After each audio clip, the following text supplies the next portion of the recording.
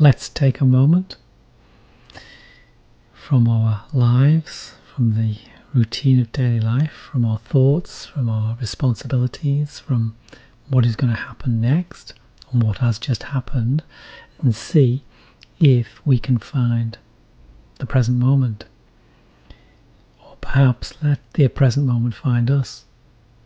First of all, let's recognize what takes us away from that, because I would argue that it is our default position now, and that what takes us away from that moment is our thinking, our thought processes, which always go to the future or the past.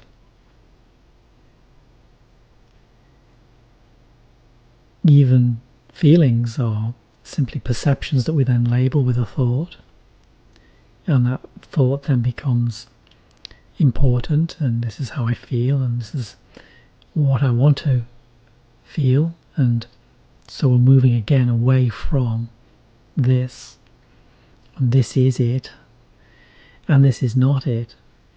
Both is and isn't. This is the difficulty we face when we're using words and thoughts, of course, to try and find the present moment. It's not going to reveal itself to us through our thinking.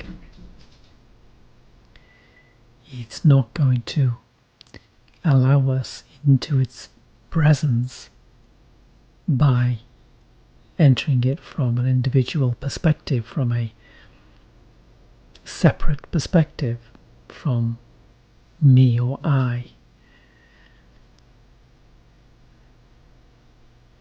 The me lives in the world of time, which requires thinking, and without attaching to our thoughts, we fall back to this. We can call it silence or emptiness, but again, of course, what we're doing there is just adding another name to the unnameable.